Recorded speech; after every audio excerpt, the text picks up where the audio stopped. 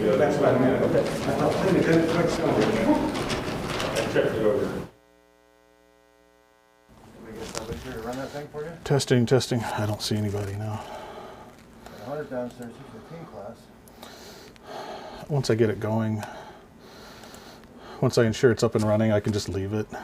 It's just that whole setup part.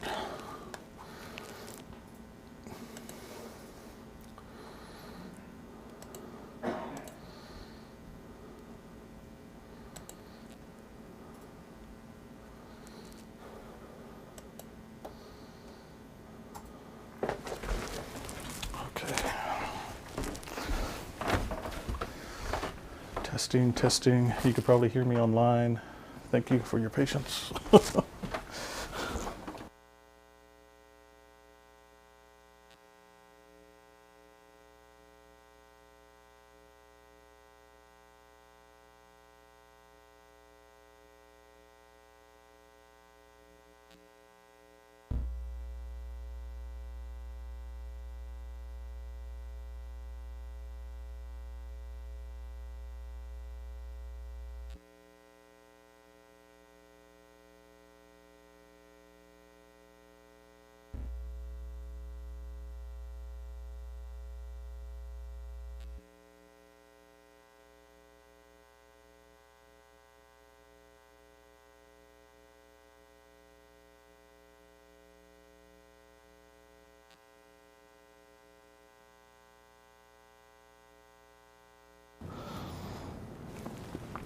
Dear Heavenly Father, we have much to be grateful for this morning as you've blessed us with this service and this opportunity to study your word more closely.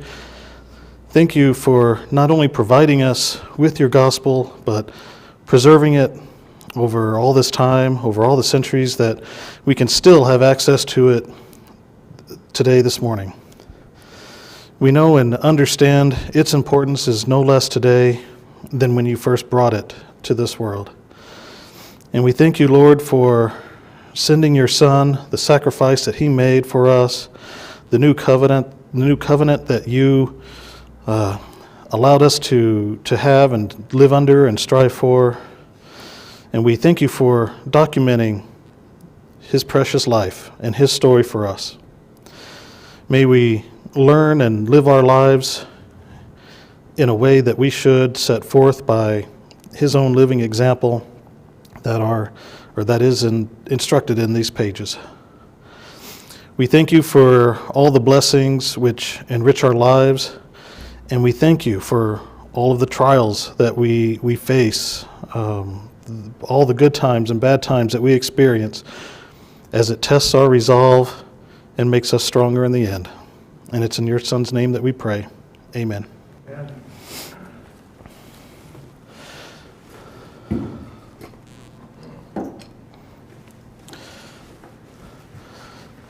Our study each morning of John, as each of the men present this,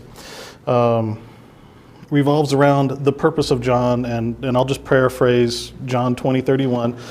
The miracles that are written are so that we may believe that Jesus to be God's Son, and through him we'll have that eternal life that God has promised and allowed for us to work for.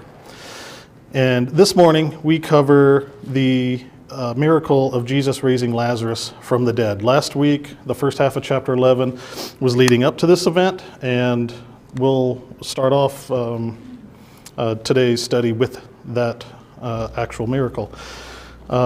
Just to quickly review last week, in covering those events, the chapter starts off immediately with Jesus receiving word that Lazarus is sick, and he gets that word. A message is being sent to him by Lazarus' own sisters, Mary and Martha. And we further read that Jesus delayed his departure by 2 days. And we discussed a little bit last week why that might have been. The end result, knowing that the end result was the miracle, did he want to allow enough time to pass to make sure that all of those who were witnessing truly knew that Lazarus was dead and that they were seeing something miraculous? Could it also have been to remind others to have faith? Jesus stated several times. He's the resurrection and the light, and that comes from him. And we also know from so many other studies that God does everything in his time.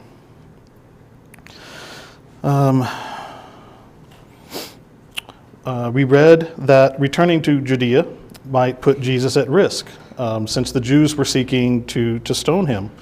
But despite this danger, not only did Jesus go, but his disciples also accompanied him, and they were willing to die if that was going to happen to Jesus and them. They arrive to Bethany, stay just outside of Bethany, and they learn upon arrival that Lazarus has been there, or Lazarus has been in his tomb for 4 days. We already know that Jesus knew of his death before he got there.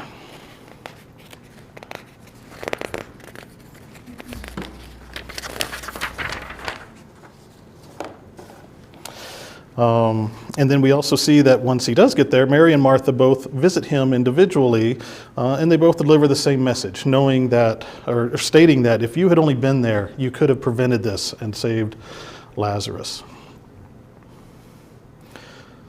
And part of that discussion last week was, at no time did we read, except for Jesus stating himself, how Lazarus' death was going to be used to glorify God. Nowhere else did we at least read or see anybody mentioning that while we think you could have saved or prevented Lazarus from dying, you never offered or said you would bring him back. And Jesus did, but even that message got lost on Martha there that we see in her comments. She knows that Jesus is still Jesus, the Son of God. He can do all things through God and ask God for anything, but stopped short, at least again from what we see of knowing or expecting Jesus to raise Lazarus. And so that was the point of the discussion last week, and in that whole what we read in that first half of the chapter was avoiding knowing that Jesus had this, even the Jews who were mourning Lazarus' death, all of the consensus was that Jesus could have prevented such a thing had he been there. And then the question came up, could the disciples have already known that Jesus was capable of performing such a miracle? We do not see in chapter 11 where that was thought about or questioned. We do see Jesus answer such, but we don't. We just don't see that topic come up. And the biggest concern that the apostles had, or that was mentioned, is that if we go to Judea, that puts Jesus' life in danger, and the Jews could attack you. And obviously that was a big concern, and that's the point, I guess, that was mentioned in John as being on their mind. Now John, our John, not the book of John, but John's not here this morning, but he asked the question, was Lazarus the first person that the disciples witnessed as being raised by the dead, or from the dead by Jesus? And off the top of my head, I didn't have an answer as far as who witnessed the previous occasions, the timing of which. I didn't have that prepared for the study, but I looked into it a little bit over this week, and the two instances that we do find, we do know who was there, and the consensus again among commentaries and other support is that those did happen before this event. In Luke chapter 7, verses 11 through 17, in the city of Nain, Jesus was accompanied by his disciples, and we can assume that most or all of them were there when Jesus raises a widow's only son from death. Verse 17 of that section reads, then that this report concerning him went all over Judea and all of the surrounding districts. So we do see that he was there with his disciples, assuming that this did happen prior to Lazarus and news spread. Yes, this could have been common knowledge. This could have, at least among some people or some groups, this could have been something that people were aware of, that Jesus is in fact capable of doing that. And then in Luke 8, Jesus was accompanied by Peter, John, and James when he raised Jairus' daughter. Jairus' daughter. So yes, considering that these two events happened before Lazarus, the knowledge was there. People knew, they witnessed it and saw it. Another point from last week that we briefly, that came up again in the discussion or briefly touched upon is maybe the amount of time between the death and the raising of the individual. As John 11 points out in the first half of the chapter, and what we'll soon confirm again in the voices we'll get to, is that Lazarus has been dead for 4 days, and his body is already rotting because they're afraid of the stench coming from the tomb. And the two cases that we read about in Luke, those deaths were a little more recent. And even in the case of Jairus' daughter, she was still in her bed. She had just passed away. And Jesus even used the term, a similar term that we see in chapter 11 of John, that she had simply fallen asleep, which then causes the people there in the room, her parents included, to laugh and mock as we read that she's dead. She's not asleep. And we did see that same term, sleeping, caused confusion in the first half of chapter 11 with his disciples. Jesus had to bluntly say, Lazarus is dead, because the disciples thought, well, if he's just asleep, he'll still recover. He's still alive, and there's hope for his recovery. And not to go off point or make light of the situation, but if you're familiar with the book and the movie, The Princess Bride, there's a scene where the one of the characters says to another character, he's only mostly dead, which means slightly alive. And so there's a difference between mostly dead and all dead. In a sense, could some of that have been some of that confusion here, sleeping versus death? We also discussed how there was a tradition and belief of the day that the body or the soul hung around the body for an additional up to 3 days. I don't know why the magic 3 days, I guess again because maybe the body starts to rot and for sure the soul can't come back. But there's this belief that maybe you're not all the way dead. And we saw those points mentioned in the first half of chapter 11. Time had passed. Jesus even delayed it. And so maybe there was a difference between those two miracles, the other two instances where Jesus raised a person from the dead, and what we're seeing here with Lazarus. So even witnessing those events, maybe you still have some doubts, and maybe there is still some doubt here coming up. And so I just wanted to readdress those points because they did come up, and I'm hoping address maybe some of the questions or further some of the details that I didn't have or have prepared or studied last week. So I know Bible studies can go in all different directions and all different topics come up, and I'm very purposeful in my preparation and the format I follow. So that's a learning experience for me, and I want to try to, as I hopefully have more opportunities, get better at that as well, and maybe having some of those thoughts and comments at the ready.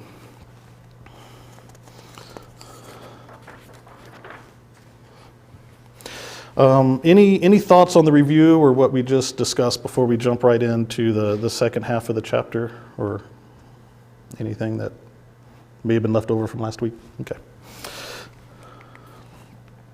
So beginning in verse 38, we're reminded that Jesus is deeply moved.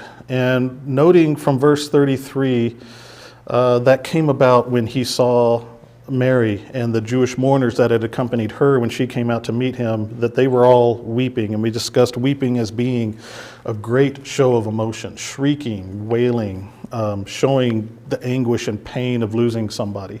And so all of that troubled Jesus, and he was deeply moved. The troubling comes from, as one of the commentaries stated, and I believe even Steve brought up last week, is that there's an anger. There's the power of death is so so permanent that there's an anger when somebody passes away, and the pain that it causes people when they lose such a loved one. So Jesus comes to the cave where Lazarus is buried, and it's blocked by a stone. He orders the stone to be removed, and that's when we see Martha kind of warn him or remind him that the body, there could be a horrible stench. Lord, by this time there will be a stench, for he has been dead for 4 days. And so those two important details that we saw earlier in the chapter are confirmed here. That Lazarus has been dead for 4 days, and that he's not merely sleeping. Everybody there is convinced that Lazarus is dead. And that the body should be starting to decay, in a state of decay. And so if the belief is that the soul lingers around for a couple of days, hoping or having the ability to return to the body, that has passed. That's no longer the case either. So there can be no doubt now among all of those there witnessing and there with Jesus that what he is about to do is truly a miracle and is a power that can only be performed by somebody claiming to be the Son of God. Jesus' response to Martha states, "If you believe, you will see the glory of God." And again, researching different commentaries and thoughts and opinions on verse 40, if we take verse 40 by itself,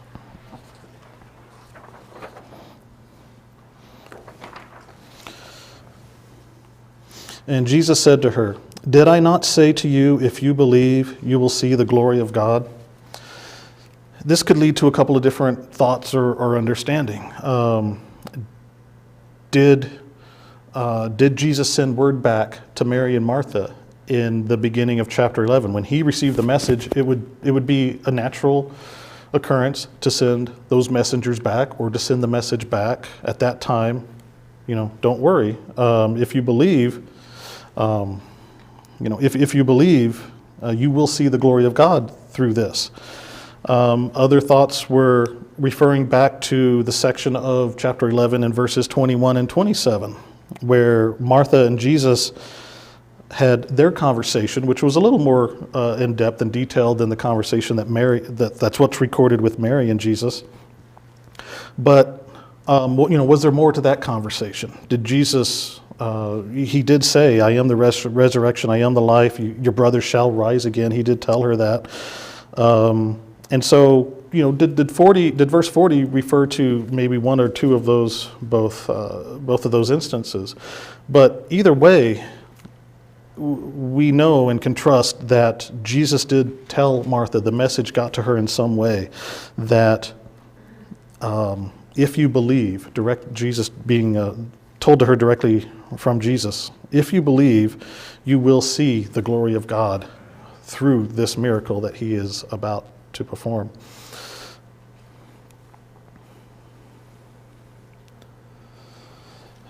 For those that do believe, when they witness this miracle, they will know that it's from God.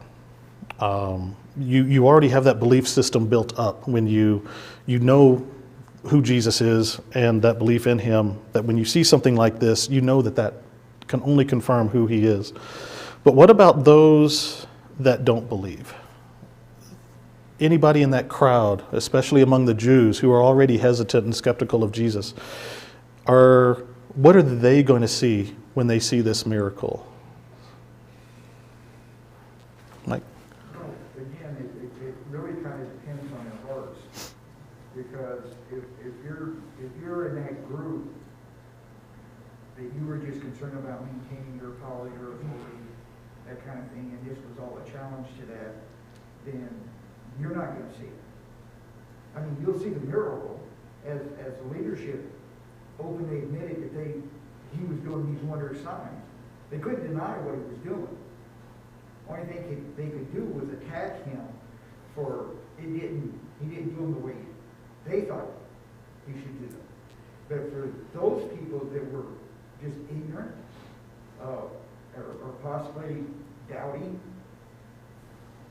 this is gonna raise a serious question in them, and if they're honest with themselves, then they're going to seek more information. They're going to look closer at this, in order to answer those questions that they have. So it's kind of a dividing line between the honest and the dishonest. And that's so true today. I mean, we as Christians strive to give God praise for everything that we do. Everything that happens in our life, we're grateful for. Everything, both good and bad. We hope to, we praise Him and thank Him for giving us all the good things, and we are appreciative of the bad things. Not that He causes them or brings them upon us or brings the trials, as we've discussed in other sermons and lessons, but that He sees us through it, and He makes us stronger and builds us to it. So we credit, by us being believers, we credit already everything to God and that He does. And so, same situation and other things. They don't always, other people don't see that. And so some people turn out being angry at God because they think God caused the bad things to them. And so when good things happen or miraculous things happen, the credit doesn't go to God because now they're bewildered and they're thrown off. So I think Bruce had his hand up, and then I'll go to Steve. Well, to the hardcore skeptic, you can't bring enough evidence. The Lord could not produce enough miracles to convince a good percentage of the population that He was God's Son. And that's true today. If somebody is absolutely denied the existence of God, there's not enough proof in the world that you can bring to change that person's mind. If they're going to change their mind, it's going to be an internal job. It's not going to be based on outside influences. And I think the people who were sitting the fence and were doubtful about who Jesus really was, could have gone either way. I think this might have been enough proof to persuade them that He really was the Christ. Mm-hmm. Steve? In this, you kind of see the question come up about belief is, what is truer, your experiences or what God says? And that's really kind of what's happening here. Jesus said, this is not going to end in death. We know that we shouldn't worry, even if our experience says, no, He already died. If we trust God, if we believe in Him, we're going to trust that what He said will be true. And even when Martha said, I still believe you're the Christ, how could she? If she thought He made a prediction and it failed, she would, by Moses' law, she would have to reject Him. So, you see that, and so her experience and what she saw was opposite of what Jesus said. And so that's where faith comes in, that we walk by faith, not by sight. And did she trust Jesus that He was able to do what He said, or did she think He failed? And that's really the challenge all these people are facing. What Jesus demonstrates is your experiences are not as valid as my work. And really, He says, if you got to believe. You got to believe, because what I say is going to happen. And there's always going to be the two camps. There's always going to be the ones that believe, even if they don't see it, they're going to believe it can happen. And then those who will only believe when they see it. And even then, maybe there's still some doubt. Seeing is not believing in so many cases. In the next section, verse 41 through 42, despite Martha speaking up and saying, the stench could be bad and He's been there a while, Jesus still commands that the stone be removed. The fact that it was removed, is that a show of faith? Is that the people who were there, are they going along with it, wanting to see what happens? Or, some could have believed that maybe Jesus just wanted to see Lazarus one last time. Others may believe, let's move the stone because maybe something, Jesus is going to do something here, because he hasn't. He said, that this will glorify God in his death. So the fact that people are doing what he's asking, we're seeing some, are we seeing signs of faith and belief in Jesus, Mike? Again, not to beat a dead horse, but you have two main camps here that could be interactive, pertaining to the one moving the stone. Those that actually believe, and those that are thinking, now, he's hung himself this time, Mhm. there ain't no way is this gonna happen, and this will be just a way to bury him. Mm-hmm. And so you have those two possibilities that could be at work as well. So again, we're trying to get in the thoughts of people that lived 2,000 years ago, and we don't have that ability. And then after the stone is removed, we now read that Jesus does something before performing this miracle. He prays to God. And I asked, I did some searching on this, tried to find other cases, and so I put the question out there: have we seen him do this before? Has he done this before? So many miracles we see that he either spoke or laid his hands on somebody or did something, but have we seen where Jesus stops and prays to God before performing a miracle? Can't think of anything. And I didn't go through every miracle, I'll admit that, but I did try to find one, and I couldn't find one either. So this isn't exactly what you're asking, but before he fed the 5,000, he did pray for the food. So. And I believe that was referenced as well, but yeah, exactly what you prefaced that with. And so we see. Let me ask this first: Why here? Why now? Why this miracle?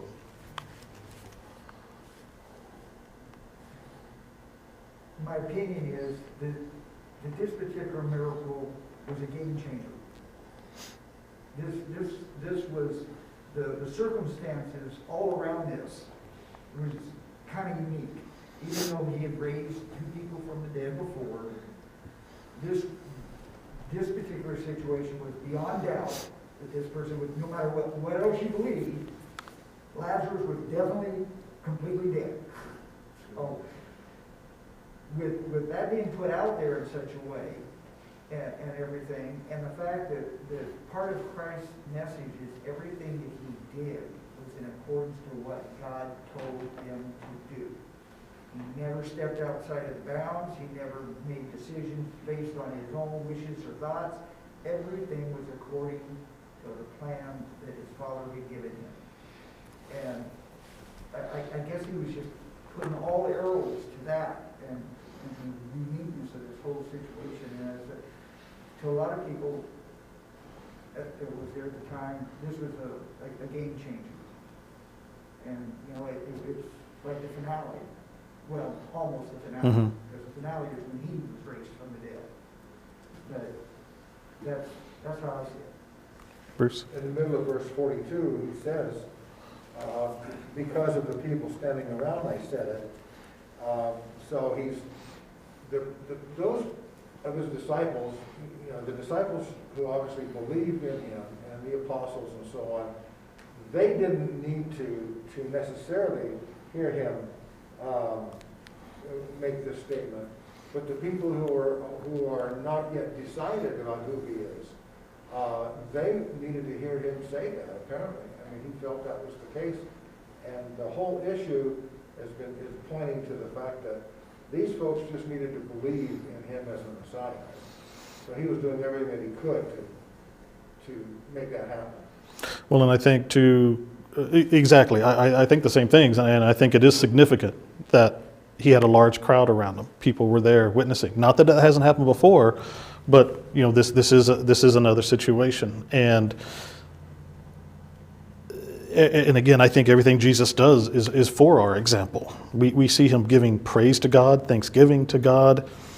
I don't think he had a doubt that the miracle couldn't have happened without praying, because I think we believe that Jesus could have done it regardless, but we see him giving thanksgiving to God. And is that something that the crowd can learn from? Is that something they can witness? And all of, again, the repeated message throughout chapter 7 is this will glorify God, and this will glorify me as his son through it. And so God, he's bringing God into this. God is being purposefully connected with this miracle. And I don't think that Jesus would have said, I don't think Jesus has the concern that had he not prayed, he would have said, Jesus or Lazarus come forth, only to be embarrassed or have nothing happen. Only for God to say, well, you didn't do this first, so therefore, I'm not going to raise Lazarus. I don't think that would have happened. And so I think it's very purposeful and significant, and it was for all of those there as well. Steve? Just another time Jesus taught people to pray. It was when in Mark 9 when they couldn't cast out the demon and they said, well, why couldn't we cast it out? And he's like, well, some things can only be done through prayer and fasting. So maybe that might be a time where Jesus at least references what he's doing here in that. So, but yeah, the thing that Jesus was getting at in both cases is we are dependent on God.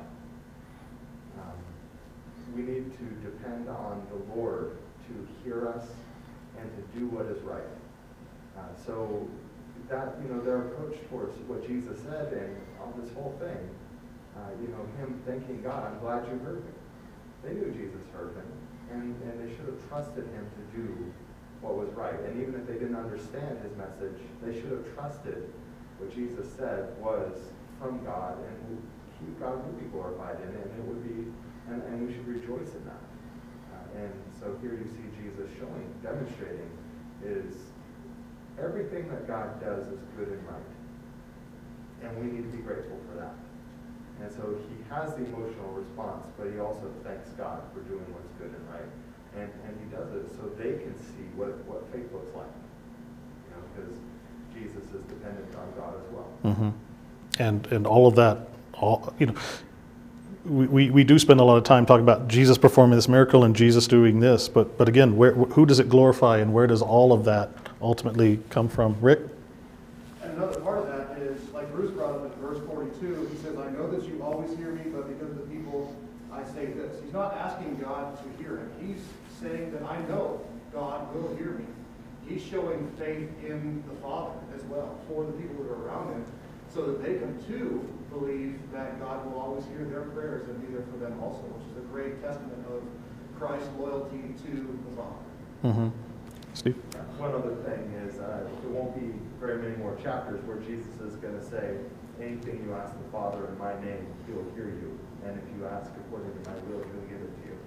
And so you're going to see this come back up in Jesus' teaching to his disciples here in maybe chapter 13 or 14. Okay. The next section, and after praying, Jesus cries out, Lazarus, come forth. And then we see the miracle occurs. Lazarus emerges from the tomb. He's still in his wrappings. He's still in his burial wrappings, and Jesus instructs those nearby to free him and let him go.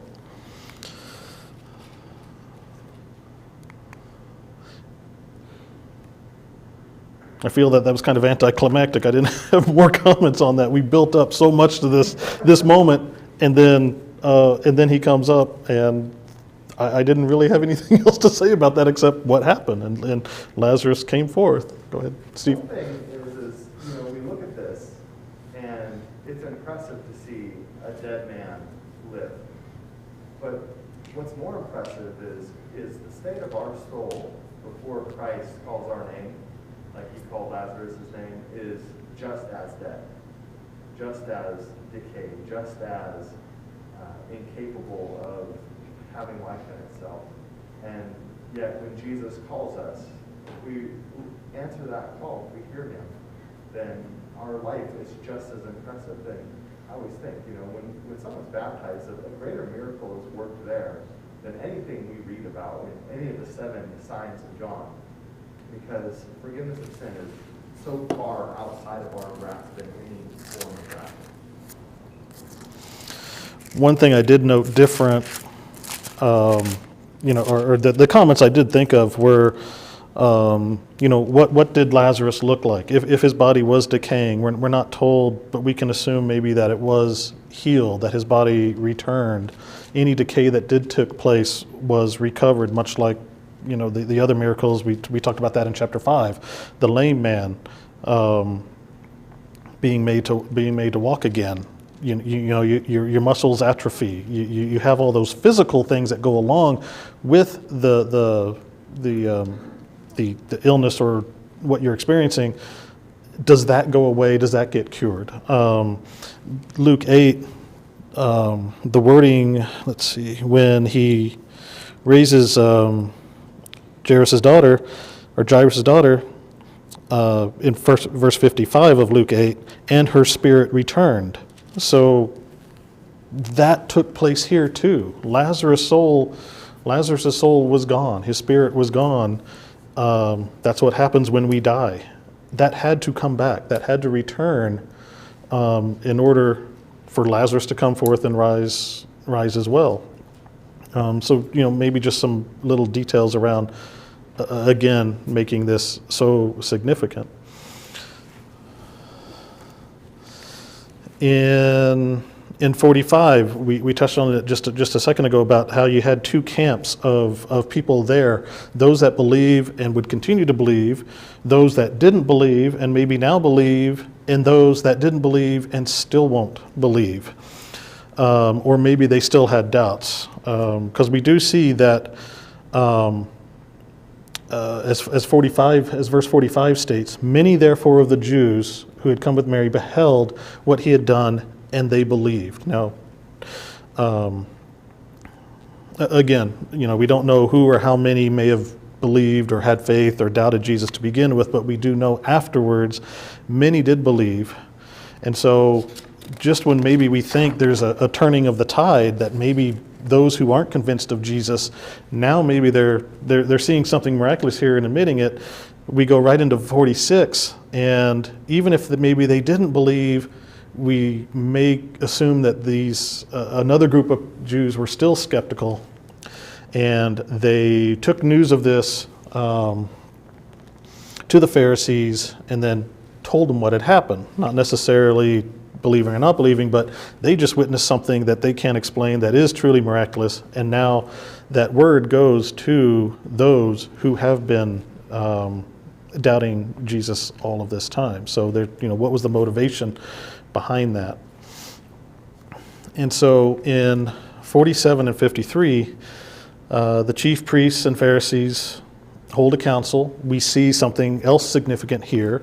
They're admitting that he's performing many signs. He's doing things now that they can't explain.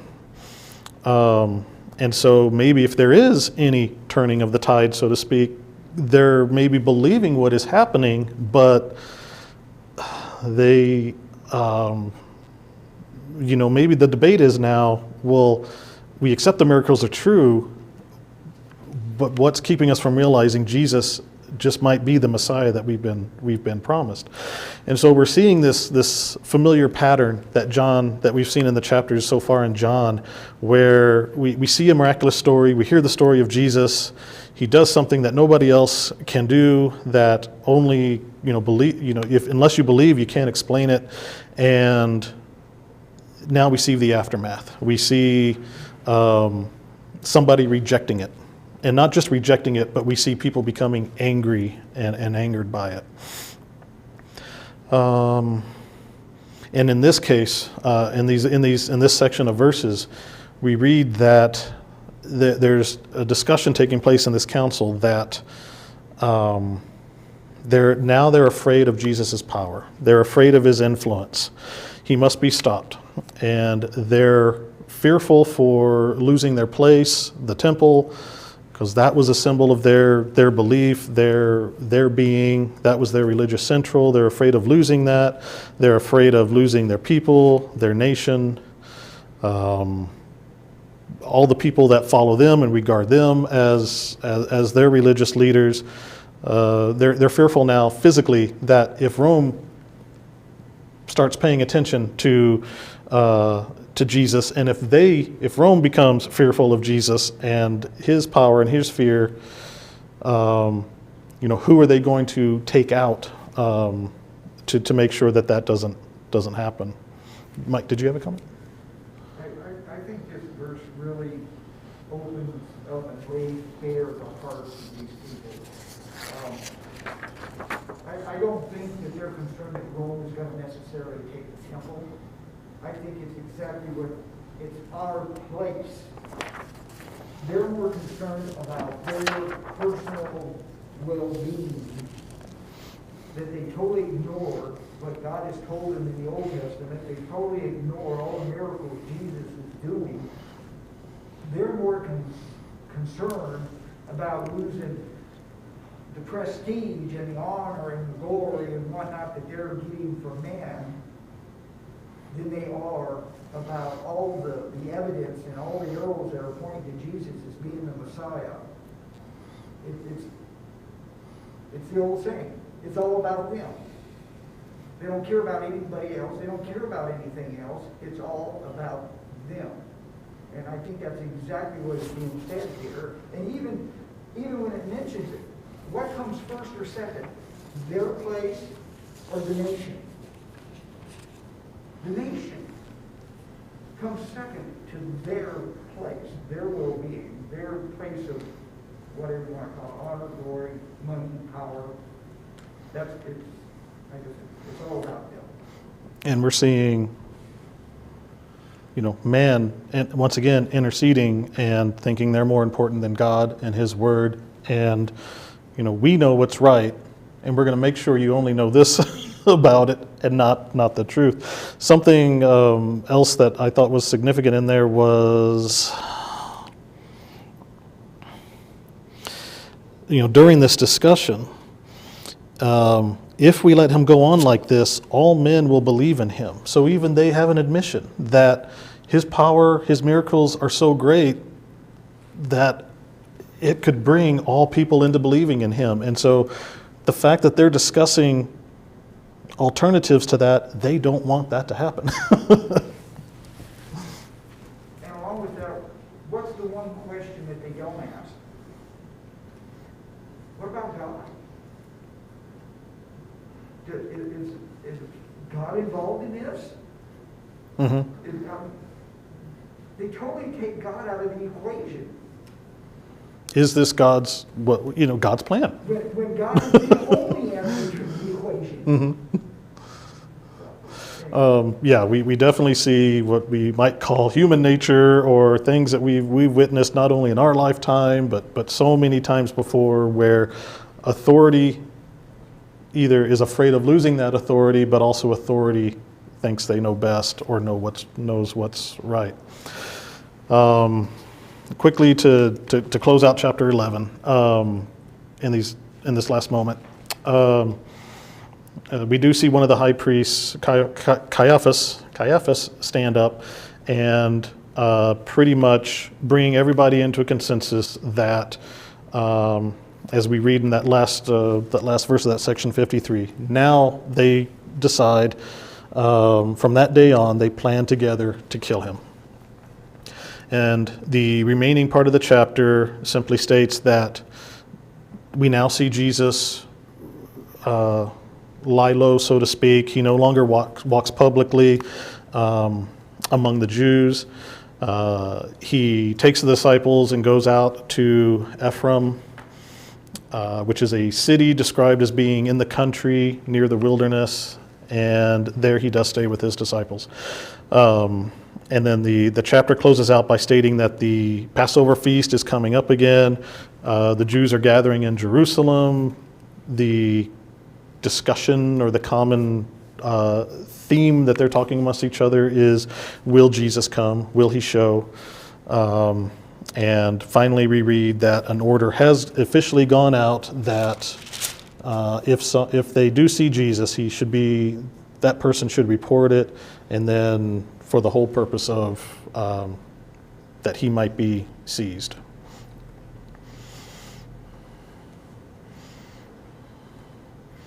I know we're at at the end of our time, but are there any quick comments, just so I capture anything that may be remaining throughout the closing of this book?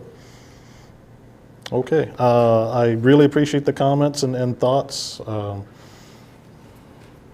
Those are exactly what I was hoping to bring up to discuss, so thank you. Thank you.